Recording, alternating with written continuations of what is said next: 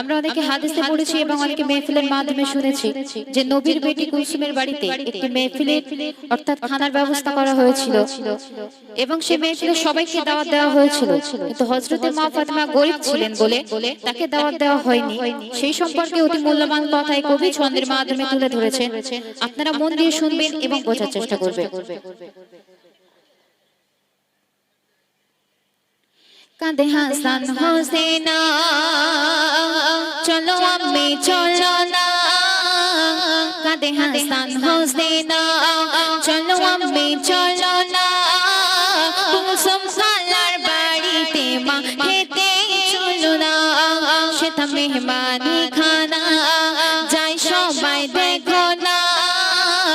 সেটা মেহমানি খানা যাই সবাই দেখো না। শুনে কথা নিয়ে ব্যথা কাঁদে ফাতেমা, ওগো শুনে কথা নিয়ে ব্যথা কাঁদে ফাতেমা। কাঁদে হাসান হোসেনা। তারপর শুনবেন নবীর কন্যা কুলসুম ছিল ধনী, স্বামী তাহার ছিল ওসমান গনি। ফাতেমা ছিল আলীর গরিব ঘরে, তাই দাওয়াত দিল না যে তারে। গরিব বলে ফাতেমা কুলসুমের মনে পড়ে না। গরিব বলে ফাতেমা কুলসুমের মনে পড়ে না। ভাবে বাড়িতে আর সম্মান থাকবে না। কাঁদে হাসান হোসেনা, চলো আম্মি চলো না। কুলসুম খালার বাড়িতে মা খেতে চলো না। অতি সুন্দর কথা কবি ছন্দের মাধ্যমে আরো কি লিখছে শুনবেন। কুলসুমের বাড়ি যায় শত মেহমান, দেখে মায়ের কাছে কাঁদে হোসেন হাসান।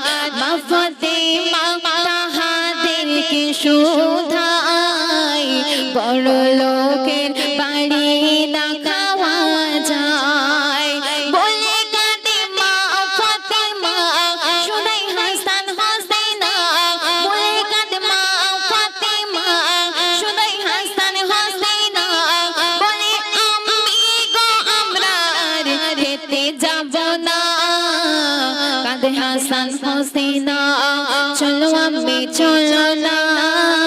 কুলসুম খালার বাড়িতে মা খেতে চলো না। তো নবীর বেটি কুলসুমের বাড়িতে সকল আত্মীয় স্বজন এসেছিল। মেহফিল শেষে সবাই যখন খানা খেতে বসলো, ঠিক সেই সময় কি ঘটনা ঘটছে অতি মূল্যবান কথায় কবি ছন্দের মাধ্যমে লিখছে শোনো। কুলসুমের বাড়ি ছিল যত আত্মীয় স্বজন, একে একে খেতে বসে সবাই তখন।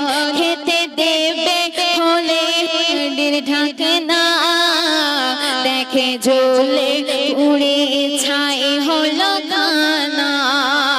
কুলসুম করেছে কান্না, মান সম্মান থাকবে না। কুলসুম করেছে কান্না, মান সম্মান থাকবে না। বলে কি কারণে ঘটে এমন ঘটনা। কাঁদে হাসান হোসেনা, চলো আম্মি চলো না। কুলসুম খালার বাড়িতে মা খেতে চলো না। তো যখন মেহমানদের খাবার দিতে গিয়ে দেখলো যে যত খাবার রান্না হয়েছিল সবকিছু পুড়ে ছাই হয়ে গিয়েছে, তো নবীর বেটি কুলসুম তিনি পেরেশানে পড়ে যান এবং তিনি ভাবতে থাকেন যে কেন এরকম হলো। ঠিক সেই সময় আমার নবী দো জাহানের বাদশা কুলসুমকে ডেকে কি বলছে কবি ছন্দের মাধ্যমে লিখছে শোনো। নামটা একটু তুলে দাও। কুলসুমের ডেকে বলে দয়াল নবী, এক গরিবের ব্যথার কারণ সবই বুঝি। কুলসুম ছোটে ফাতেমার বাড়ি, ফাতেমার শোধায় আনে তাড়াতাড়ি। বিসমিল্লাহ বলে ফাতেমা হলে হাড়ির ঢাকনা। বিসমিল্লাহ বলে